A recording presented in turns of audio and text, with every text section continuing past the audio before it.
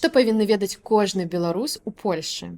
Як выскачыць з IT па свайму жаданню? Што падабаецца палякам у традыцыйнай беларускай культуры? Мяне завут Тацяна Дзямчук, і гэта падкаст зроблена ў Польшчы. Чорная пятніца ў школе польскі на так. Увесь лістапад зніжка 25% на першы месяц вучобы. Промакод зроблена. Сыркі панцэрак смачней, чым дома. Дастаўка па Варшаве і па ўсёй Польшчы. З кодам зроблена сырок у падарунак.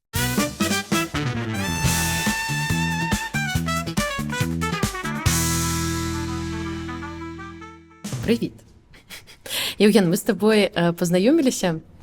Расскажи, про якіх Я расскажу. У нарвежскіх морях, дзе ты распавядаў, я насамрэч была пад вялікім уражаннем ад таго, наколькі твае сферы дзейнасці, яны прям, вот, калі можна взять все сферы дзейнасці, то яны такія, не то што супрацьлеглыя, але яны розныя.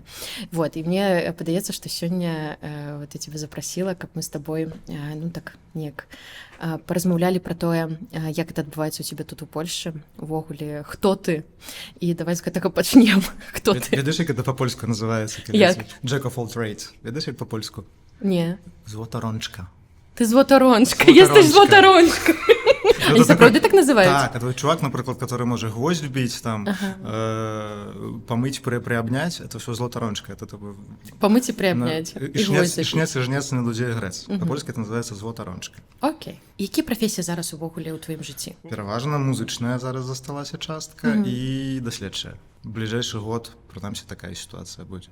Мы зараз яшчэ павернемся да гэтага моманту, што ёсць зараз, як так сталася, што менавіта музычная і даследчая. А ўвогуле, як даўно ты ў Польшчы? З 22-го года. А ў якім горадзе? У Гданьску. Як выбраў? Гляди, у меня четкие потребования до города. Сердце, как была старувочка какая-нибудь такая приятная. А сердце для тебя это старуха? Ну, вот так. Я сам со Слонима. Там есть старый центр, и мне это близко. Я кайфую от таких мест. Другое потребование до города было нормальный утямный аэропорт, а не Борисполь. То есть там, где не 3 поверха, куда такси проезжает, где маленький, аккуратненький, у Львове был такой маленький, аккуратненький аэропортик с Визейром, альбо с Рейнейром, чтобы можно было паўсюль. И не задорого. И третий додатковый критерий – это морька. Это же у Польши я тут выбирал. А Польша – комбинация вот этих 3 факторов только одна. Ну, Гданьск, он как бы трапил вот у него не было конкурентов просто. И як, не расчаровался? Ну, покуль не. Я поездил, поглядел. Как я выехал, я жил в Варшаве, потом жил в Белостоку, ну, там, то есть жил, не то, что я там проехал на 2 дня, вот там месяц-два обитал. Ездил там в Краков, поглядел, мне сказали, краковские, ну, у нас хороший город, только дыхать нема чим. Краков был так само вариант, але морька там нема, тому Гданьск. Чим ти тут займаєшся? Ну, вот з 22-го года ввогуле. Слухай, я все життя займаюся айтишкой. Много годов. Я там зробив свой первый сайт в 2004 году. Это на чем? Это был сразу сайт Лидского пивзавода, на минуточку. Это было, вообще-то, табличная верстка, короче, это Internet Explorer 6, это типа алды, короче, алды поймуть. Я не помню. Я зробив туди перший сайт, там некую кількість годов там що-то фрілансив, потім я працював у рекламній агенції реклами, дизайну, реклами і дизайну. Мы там пробили все, что загодно, от лендингов до упаковки, бигборды некие там в городе висели. Ну, ты именно техничная там, да? Як дизайнер. Дизайнер. Ну, як технічний дизайнер, я це називаю технічний дизайнер. Да? Тобто я в айтішці, я як фронтенщик. Я займаюся тим, що люди бачать у браузери, всі ці фінтифлюшки. Так? І часто я з дизайну прийшов в айтішку. Я гэтым займаўся. Ось. І потім я где-то з 10-11 года я працаваў просто все жыццё на некие міжнародныя кампаніі, на голландские, на американские. І ось это как бы основная моя профессия. Просто тупо по часе, колькі я туди потратив, это основная моя профессия. Ну і паўсюль, па сутнасці, IT таксама ёсць у твоім жыцці. Ну, апошнім часом мало. Бо я хочу з этой клеточки золотої выскочить, давно хочу з її выскочить, і більше, атрымалася, мені здається. Як? методом выскакивания. Як гэта? Ну, слухай, я просто, глядзі, я Мне займаўся... падаецца, просто ведаеш, я сярод сваіх знаёмых, сярод там кліентаў часта чую, што гэта так, как бы вайсці не так складана, як выйсці зайти. І вот эта вот гісторыя, ну, сапраўды, таму што ёсць залатая кляціна, вось гэтая, да, клетка, ёсць той узровень доходу, ёсць пэўная там бяспека і так далее, што адтуль вельмі складана выйсці. Таму вось, я знаю, што як ты выскачыў Не, ну адтуль? выйсці это лёгка. А, ты выскачыў, да? Ты посылаешь всех чертовой матери и все, как бы вельмі легкий способ. Ну, Але ладно, не, ну, не в этом мгм. справа, бо конечно, чим далі займатися. А я просто паралельно за айтишечкой, то я свои там 40 годин на тиждень, 160 годин на месяц, я как бы букал, адпрацоўваў, а паралельна весь гэты час займаўся там каким-то культуркай, музычкамі, некі там даследчымі штукамі, НГОшкамі, ну, то есть, і это было заўсёды як бы такая, ну, хобі, это было хобі. А зараз у Польшы просто трошку больш магчымасцяў. Просто, каб ты разумела, на культурныя дзелы в Беларусі адзіны, я ведаю, выпадак, калі беларуская дзяржава выдавала гранты на НГОшкам на культурныя справы нейкія. Это было на пачатку 20-го года ўвесну. Окей. Да? Яны там давалі гранты, штосьці каля 7 000 Ковід, баксаў. калі Ну, не было ковіду ў Беларусі, не расказвайце страсці вот эти. Не было. Потом был конкурс. Я там пичился, короче, со своим проектом, и, ну, ясно, что ничего не отрывал, але это был один выпадок. У Польши гэтыя конкурсы на всякую культурку, на НГОшки адбываюцца на ўсіх узроўнях. На ўзроўні гміны, на ўзроўні павета, на ўзроўні воеводства, на ўзроўні міністерства. Окей. В залежнасці ад памеру проекту, в залежнасці ад Ты зараз канкрэтна дзейнасці. праз музычную сферу ці ўвогуле? Да пра ўсё. Пра ўсё. То бок ты там хочаш там кніжку напісаць, хочаш спектакль паставіць, хочаш, ну, то есть тут іначе працуе сістэма культуры. В сэнсе таго, што ў нас грошы дзяржаўныя, которые ёсць на гэтую гісторыю, яны выдаткоўваюцца на всякие там дамы культуры, нейкія спецыяльныя установы, дзе сядзіць цётка, у которой там зарплата 100 рублей, і яна як бы штосьці мусіць рабіць. Ей это нафиг не трэба, насамрэч. Ось. А тут яны праводзяць пастаянна, ўсе на свеце праводзяць конкурсы для таго, каб даць грошы тым, у каго шыла задніца. Разумееш, каму трэба. І тут ёсць гэты рынок. То есть это не какие-то там гранты, как знаешь, у нас слово грант. Так, там, вот я, это вот... насосали, короче, какие-то там... Это не так. Это не так. Окей. То есть тут держава с таким чином падтрымлівае всякую движуху. Ну, фактычна Сама. тут працуе, вот мы с тобой до запису, я рассказывала, что я вучылася в універсітэце культуры, у меня была такая спецыяльнасць культурологія, социокультурны менеджмент. Ну, это ён. І у нас ніколі, вот мы нас калі вучылі социокультурнаму менеджменту, гэта была некая такая, ведаеш, навука па-за, ну, таму што, ну, менеджмента социокультурного ў Беларусі, как бы, так, ну, рынок не працаваў, ну, менавіта на дзяржаўным. Ён быў, але ён быў зарыентаваны на замежнае фінансаванне. Абсолютно. Вот, а ты кажаш про то, што тут гэта працуе. А тут ёсць сваё фінансаванне. Окей. То есть розніца ў том, што ў Беларусі гэта некае замежнае фінансаванне, а тут ёсць сваё. Ёсць таксама унійныя некія грошы, а ёсць сваё. То бок тут ёсць грошы, тут ёсць спецыялісты.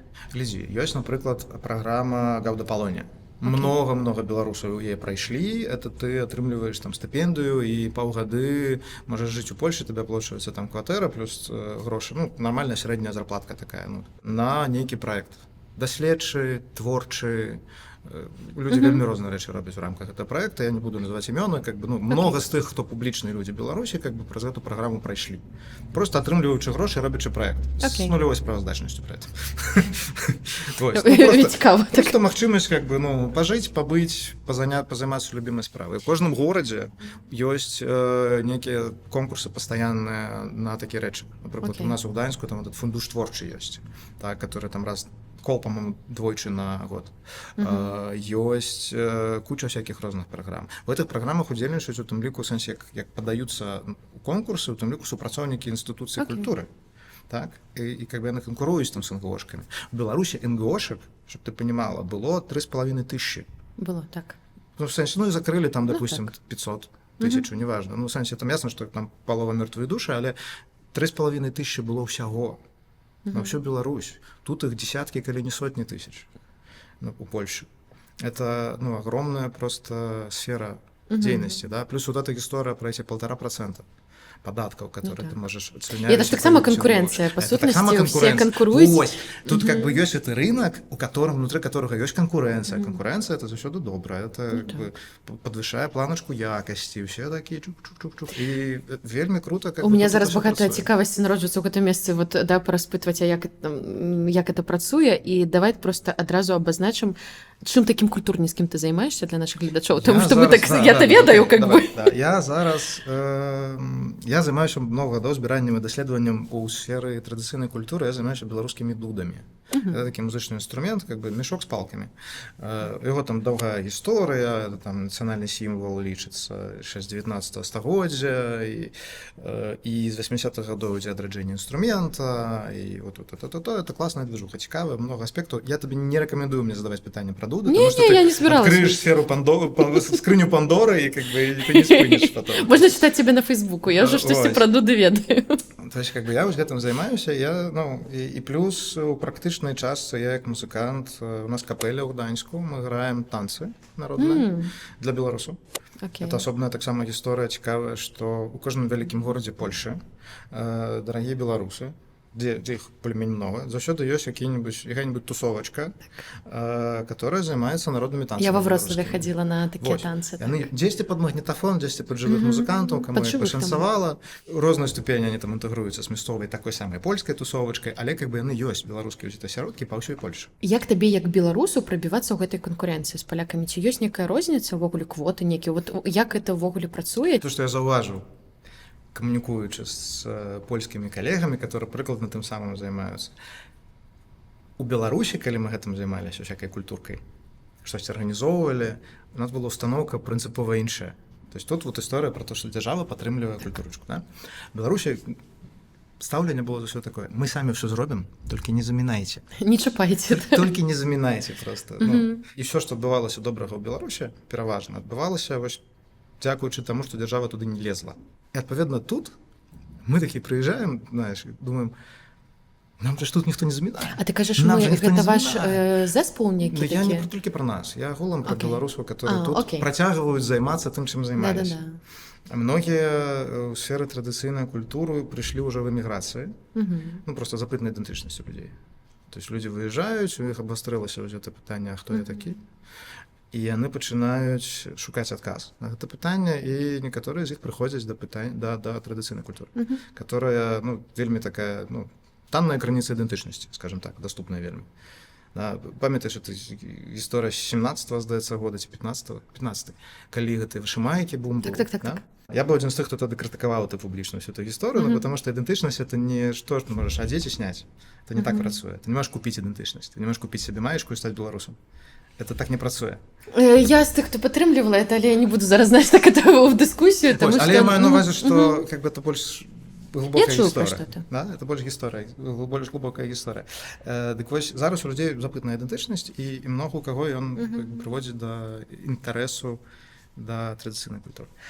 І тут узнікае праблема, которую я, напрыклад, назіраю, даўно будучы ў гэтай тэме, што, напрыклад, калі ты ў Беларусі нічога пра гэта не ведаў, ты пераязджаеш у Польшу, альбо ты там экспертыза засталася ў Беларусі, вялікая частка экспертызы засталася ў Беларусі, і людзі, которые выязджаюць за межы, ты, напрыклад, у Беларусі ведаў там 1,5 песні і тусіў з людзьмі, которые ведаюць больш, поэтому ты там быў как бы, ну, нават не другі эшалон.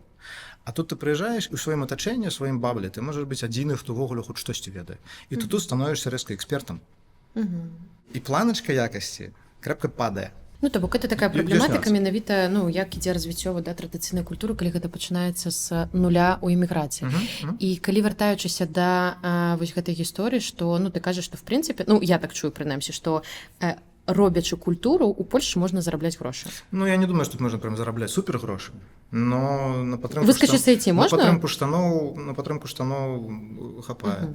Ну, калі хоча жыць, умее вярцецца. Да? Окей. Вяртаючыся да пытання, да, да, ці ёсць канкурэнцыя какая-то? У меня ўражанне было, што палякі нічого не будуць рабіць, пакуль не атрымаюць якое-нибудь фінансаванне.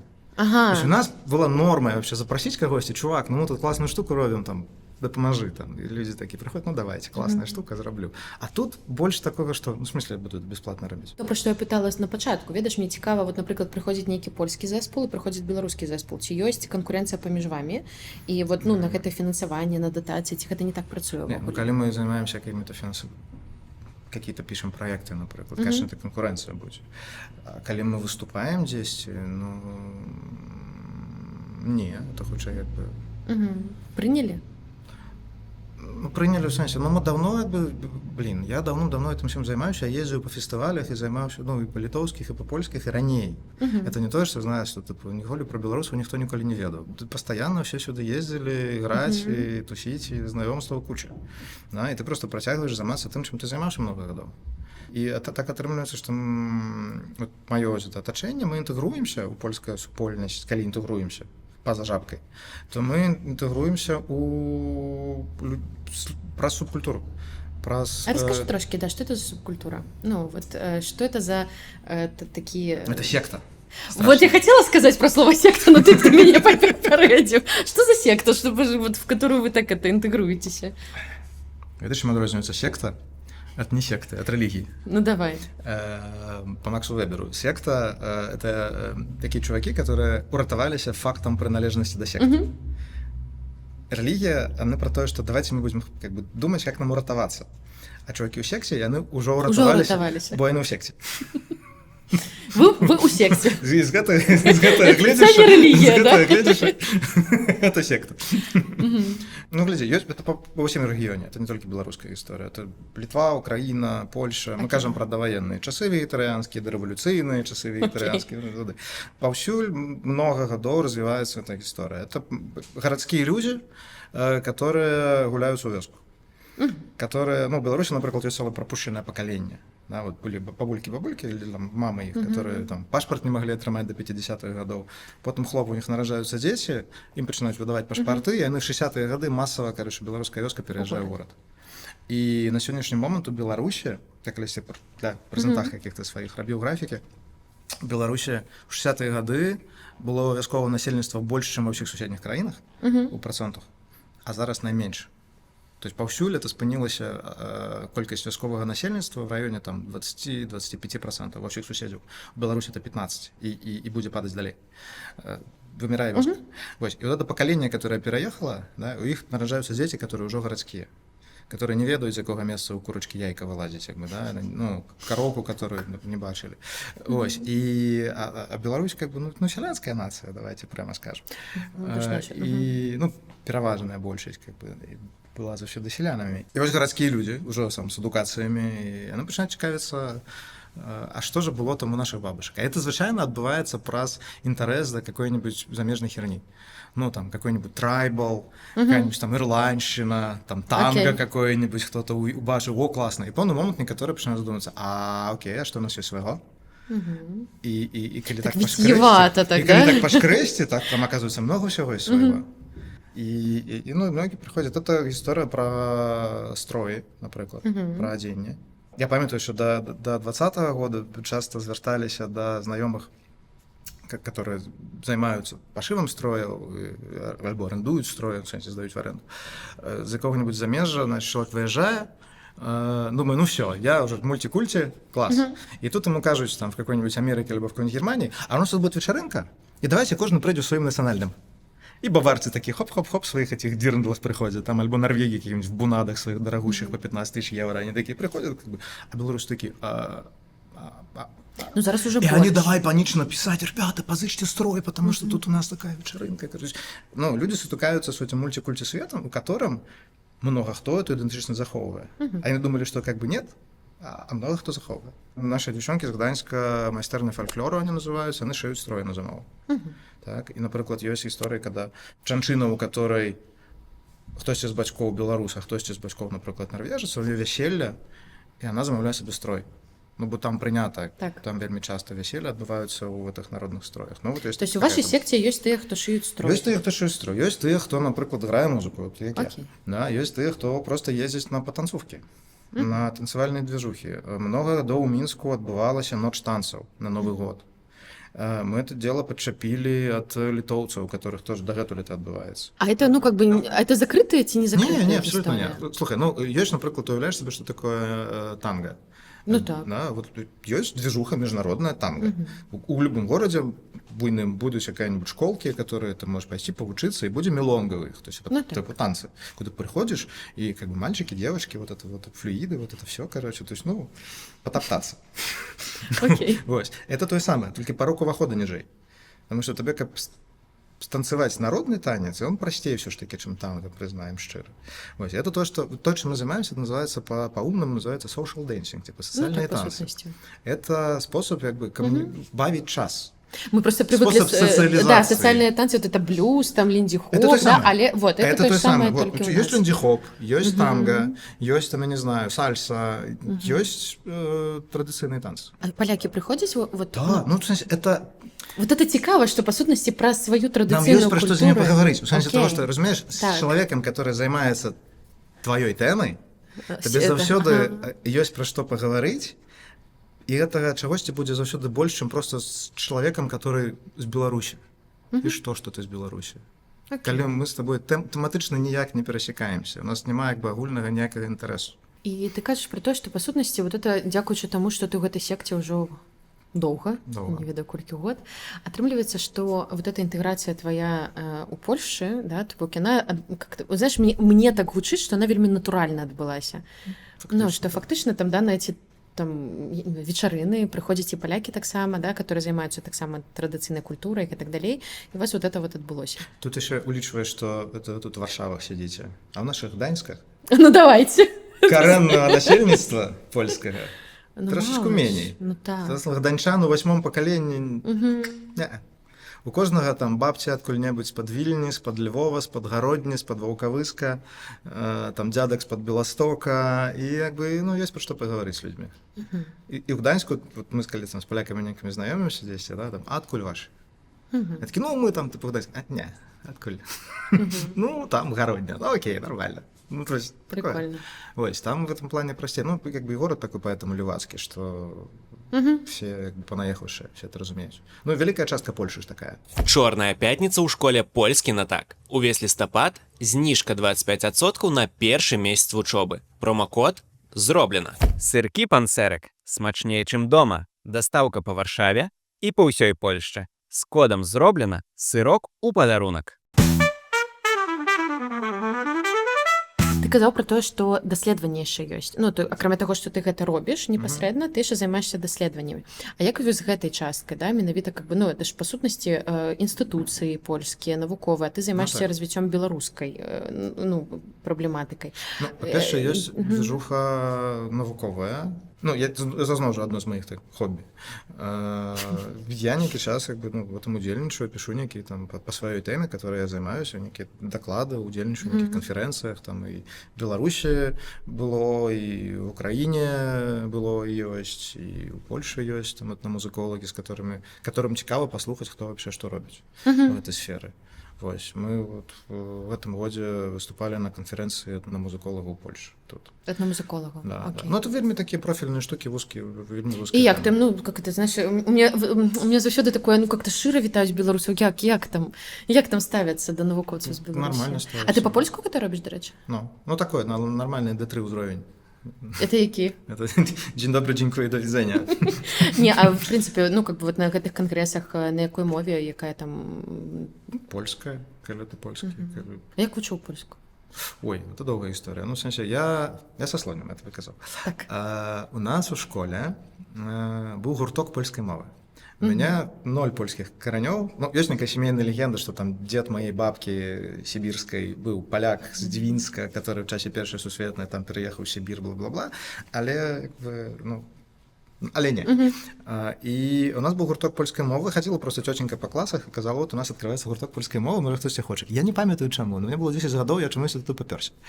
И это я зараз разумею, адкуль, як бы, і што, ну, напэўна, это быў тады саюз палякаў, хутчэй за ўсё, который арганізоўваў тым дзецям, которые ходзяць у гурточкі, гэта это быў 95-й год, ездзілі ў Польшу на месяц пажыць у сем'ях.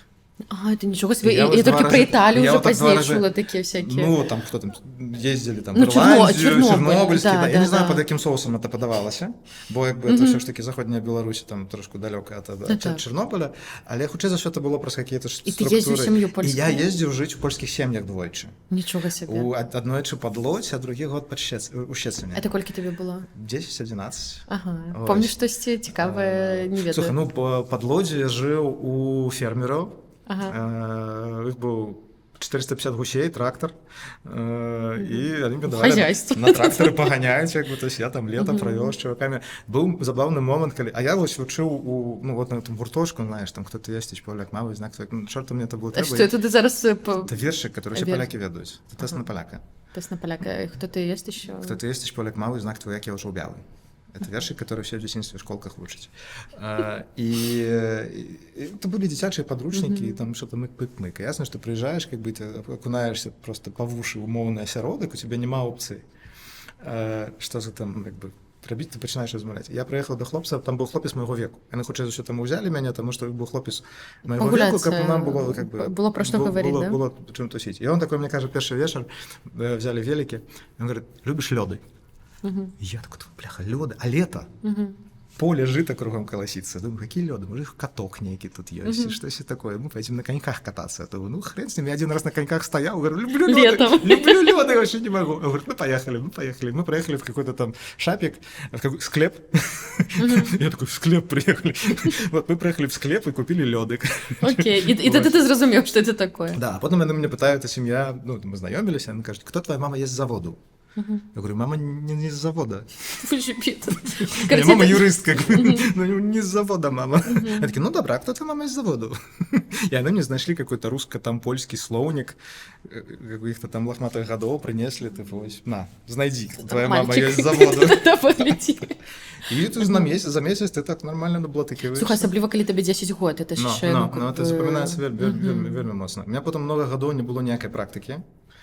Ну, я редко проиграл на фестивале. А другая семья, вот одни фермеры, а в другая Щецине это было, ну, это вот городские были такие ребята. Городские. Их был этот Малюх польский, этот Фиатик, милипиздрический, в котором, значит, все туда залазят.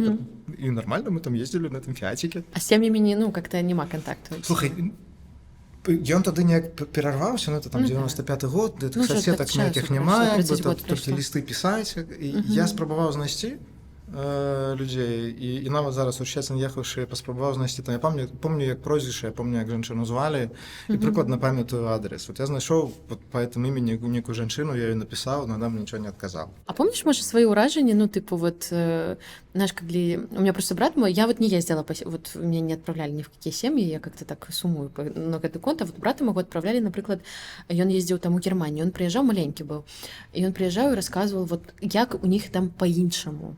И вот ты помнишь, ты некие свои уражения, вот, что было нечто по-іншаму? Нечто по-іншаму. Я памятаю, я привез, по-моему, с первой поездки, знаешь, такие кеды, черные кеды с белыми носами. Ну, ты был самый модный, да? І у нас таких не було, я коли з'їжджав, і я так думаю, зараз я вийду. Я вийшов в двор у чорних кедах з білими блискучими носами. А у них они уже были. А у них они уже были. И я такой иду, и думаю, они светятся, аж слепять. И я такой думаю, боже, не, я так зараз, ну, у меня хлопцы побьют зараз за такие понты, короче. Я так взял песочек какой-то, эти носы присыпал, да, чтобы ты, ну, как бы... Потому что это был, они так светились просто, ну, в моей маленькой дурацкой голове, что я думал, что зараз, короче, я всех ослепить, и как бы, ну, не. И я про пару дней мы с мамкой пошли на рынок, и оказалось, что весь рынок завалены этими кедами. Их вот неяк той сезон привезли. Я их чомусь у нас до этого не бачив. І я так, ну окей, можна ходити, короче, не будь понтом. Перервала на тим, що ти казав, що багато практики не було гадоў, а потым, ну, вот після гэтага... Я памятаю, што я прыязджаў, калі ў Польшу, ну, на вельмі такім базавым узроўні у меня як бы не было. Я чытаў час ад часу штосьці, просто там даследуючы там беларускую традыцыю, много чаго напісана па-польску, я як бы чытаў. Але практыкі размовы просто не было нагоды, не было з кім. Я нават калі сюды прыязджаў, там какие-то канцэрты іграць. Там беларусы мясцовыя, ну, в сэнсе, я з ім не размаўляю па-польску. Няма патрэбы. Не было ніякай патрэбы. І зараз асабліва няма. Серьезно? Да, ну, у нас в моем бабле переважно белорус. Один, что вось мы А вот на фестах, вот, да? Ну, вот на фестах, да. Вот эта тусовка польская с все эти народнички, да. Але кайф этой всей тусовки в том же, что кожен займаецца сваёй традыцыяй. І ты калі займаешься сваёй традыцыяй і яе там шануеш, как бы ты іначай ставішся да іншых традыцый таксама, табе становіцца цікава. А у вас што? Мы памятаю, калі мы пачалі ездзіць у Літву 12 гадоў таму на все эти танцевальные дела, литовцы кажут: блин, классно, что вы стали до нас ездить, потому что мы танцуем там всю жизнь литовские танцы, и нам надоело. А тут штосьці новае. Тут штосьці... Ці ёсць у палякаў таксама такая, вот, ну, ці заўважаеш ты цікавасць да беларускай этнічнай? Вельмі моцная, я табе скажу, чаму нават. У Польшы, што тычыцца, напрыклад, спеву, яны вельмі ахвоча ходзяць на варштаты па спеве беларускім, украінскім.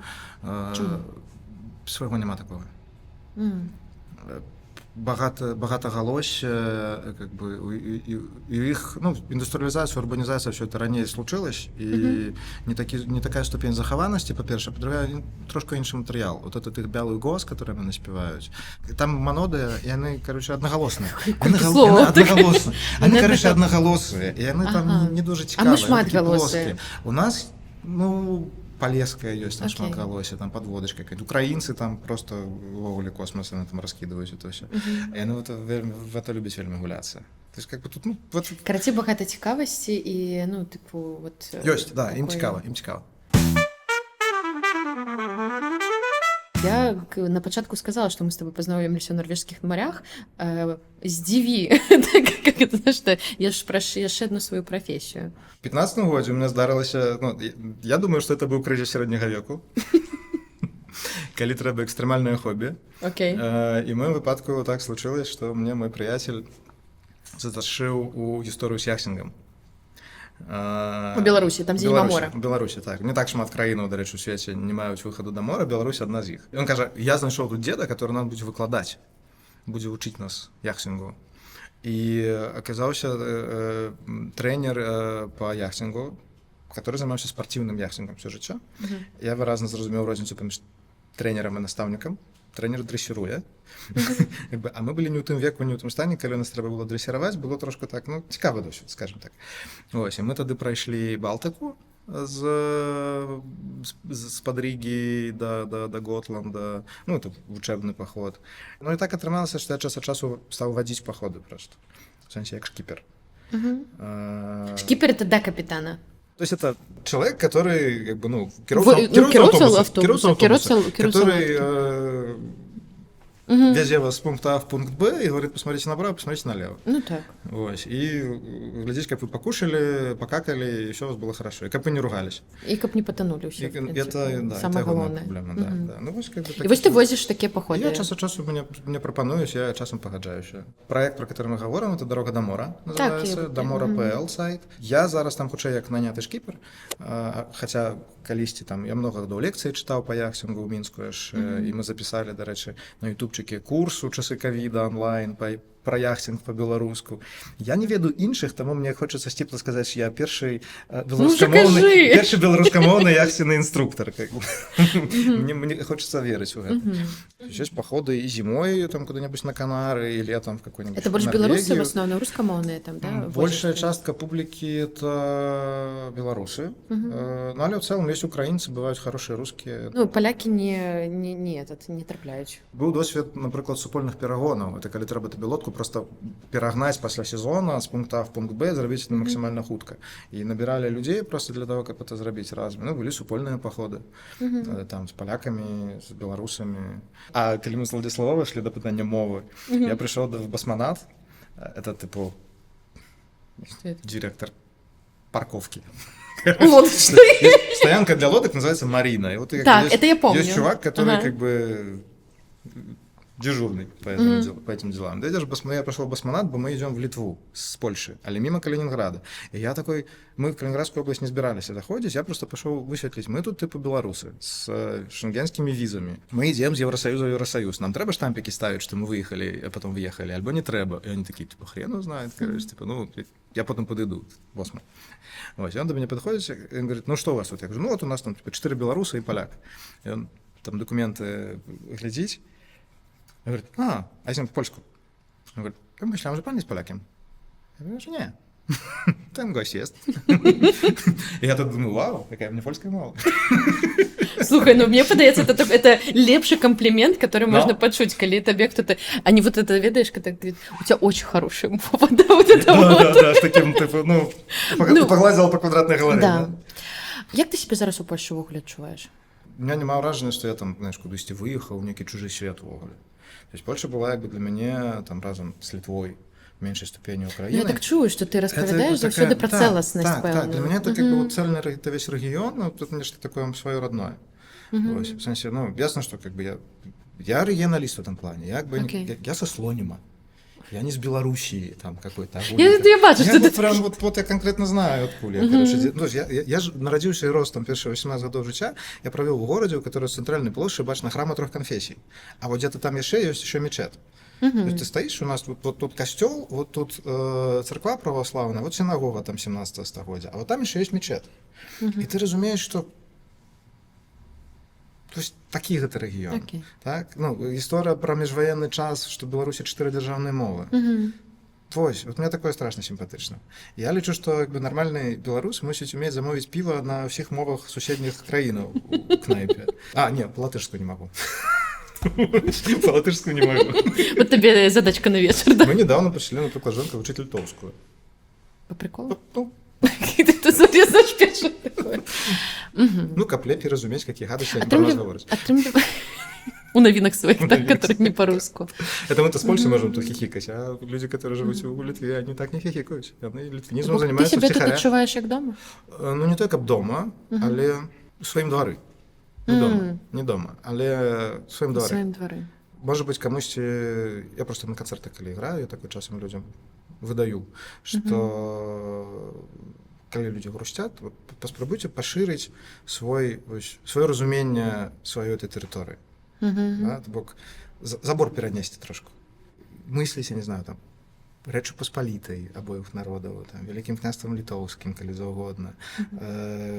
Куча же паралелей гістарычных. Пастаянна, ну, вот у Гданьску, там, ёсць какие-то беларускія дзеячы, которые там стваралі БНР, там, же штось. То есть это вот такая вот весь рэгіён, вот вось так вось пераплецены. Мне сподобалася твоя метафора про плод. Ну, что самая показальная гісторыя в этом плане, ёсць такія 3 брата-акрабата і сестра у іх, івановскія.